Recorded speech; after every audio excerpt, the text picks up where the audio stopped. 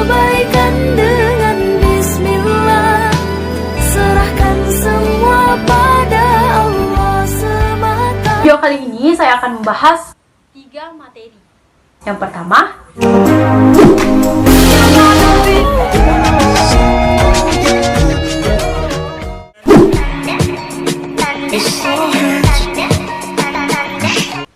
yang kedua,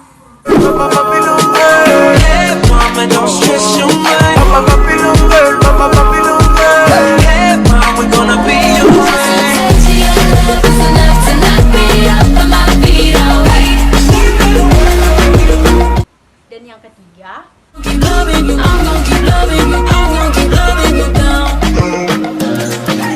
Sipping on emotion, smoking and inhaling every moment. It was reckless and we owned it.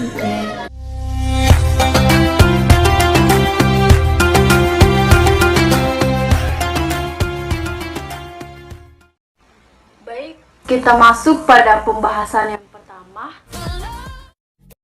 Sebelumnya kita harus mengetahui pengertian dari hadis.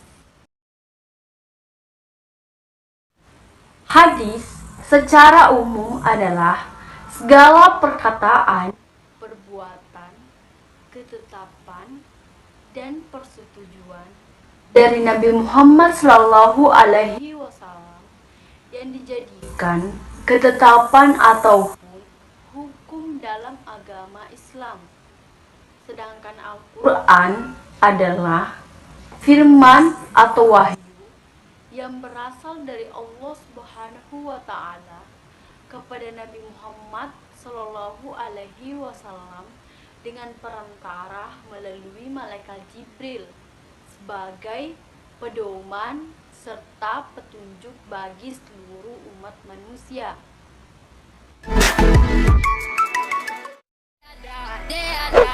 Hubungannya adalah pada hadis di sini berfungsi sebagai memperkuat dan memperkokoh hukum yang dinyatakan dalam Al-Quran. Oleh karena itu, dengan kehadiran hadis merupakan sumber ajaran kedua tampil untuk menjelaskan keumuman isi Al-Quran tersebut.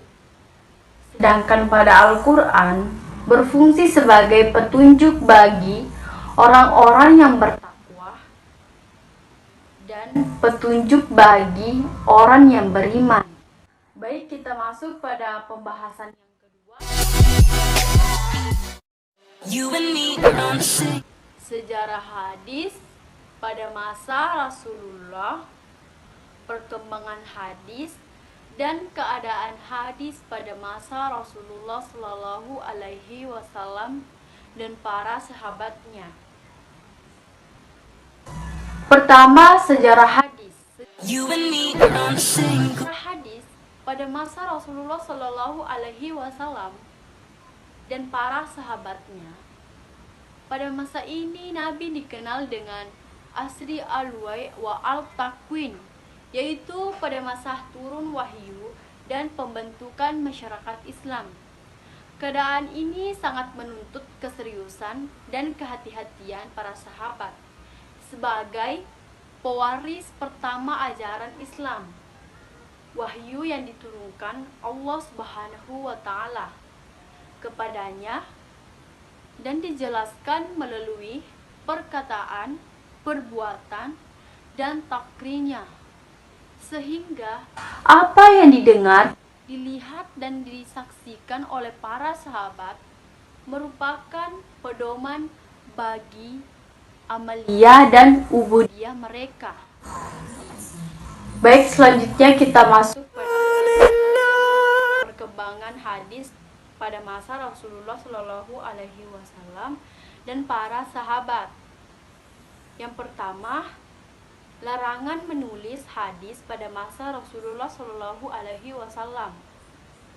Pada masa itu, sedikit sekali sahabat yang bisa menulis, sehingga yang menjadi andalan mereka dalam menerima hadis yaitu dengan menghafal. Pada umumnya, dia hanya ingat, kemudian dihafal oleh para sahabat dan tidak ditulis seperti Al-Quran ketika disampaikan oleh Nabi karena situasi dan kondisi pada saat itu tidak memungkinkan. Selanjutnya, adanya tindakan bahwa diperbolehkan menulis hadis pada masa Rasulullah Shallallahu Alaihi Wasallam. Larangan menulis hadis tidaklah umum kepada semua sahabat tertentu yang diberikan izin untuk menulis hadis. Nabi melarang menulis hadis karena adanya kekhawatiran tercampur dengan Al-Quran. Dan pada kesempatan lain, Nabi memperbolehkannya. Selanjutnya yaitu cara Rasulullah Shallallahu Alaihi Wasallam menyampaikan hadis. Di sini ada 3. Pertama, melalui Majlis Al-Alim, yaitu pusat atau tempat pengajian yang diadakan oleh Nabi Muhammad Shallallahu Alaihi Wasallam untuk membina para jamaah. 2. Melalui para sahabat. Di sini yang dimaksud yaitu para sahabat tertentu yang kemudian disampaikannya kepada orang lain. Jika yang berkaitan dengan soal keluarga dan kebutuhan biologis, ia sampaikan melalui istri-istrinya. 3. Melalui ceramah atau pidato terbuka, seperti ketika haji wada. Baik, kita masuk pada pembahasan yang terakhir, pembahasan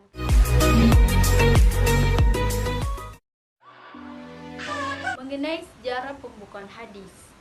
Pembukaan hadis mulai dilakukan oleh Khalifah Umar Abdul Aziz yang memerintahkan pada tahun 99 sampai 101. Faktor utama yang menyebabkan Khalifah Umar Abdul Aziz untuk melakukan pembukaan hadis adalah karena kekhawatiran akan hilangnya hadis dan lenyapnya. 2.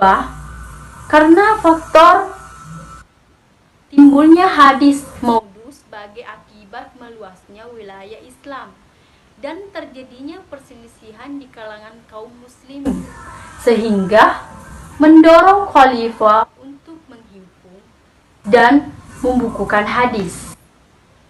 Selanjutnya, pembukuan hadis terus berlanjut sampai akhir pemerintahan Bani Umayyah. Namun sempurna keadaannya ketika datangnya Bani Abbas sekitar pertengahan abad kedua. Pada abad kedua Hijriah, belumlah sistematis dan belum tersusun dalam bab-bab tertentu. Dalam penyusunannya, mereka masih memasukkan perkataan sahabat dan fatwa tabi'in di samping hadis. Semua dibukukan secara bersama-sama. Maka demikianlah terdapat dalam kitab-kitab hadis-hadis seperti marfu, mauquf, dan mahtu. Selanjutnya, pembukuan hadis pada abad ketiga Hijriah. Pada abad ini merupakan puncak usaha pembukuan hadis. Para ulama hadis yang muncul pada abad ini digemari mukaddimah. Pada abad ini bermunculan kitab-kitab hadis-hadis, maka digelarlah kritik sanad dan matan hadis serta jas wa ta'adil suatu hadis. Selanjutnya, pembukuan hadis pada abad keempat. Pada masa ini, masa pemeliharaan penerbitan, penambahan, dan penghimpun dan berlangsung sekitar abad. Selanjutnya, pembukuan hadis pada abad ke-7 Hijriah sampai sekarang. Pada masa ini adalah masa perwiarahan, penghimpun, dan pentakhirijan. Ulama pada masa ini mulai mensistematisasi hadis menurut kehendak penyusun, memperbarui kitab-kitab mustakhraj dengan cara membagi hadis menurut kualitasnya. Adapun jalan-jalan yang ditempuh oleh ulama pada masa ini antara lain, yang pertama, menerbitkan isi kitab-kitab hadis. 2. Menyaring. 3. Menyusun kitab-kitab takhrij. 4. Menyusun kitab-kitab jami yang umum. 5.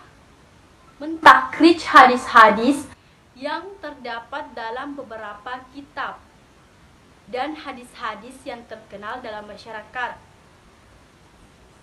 5. Menyusun kitab atraf. Baik, itulah yang bisa saya sampaikan pada video kali ini. Mudah-mudahan bisa bermanfaat buat kita semua, dan mohon maaf jika ada kesalahan. Sekian, assalamualaikum warahmatullahi wabarakatuh.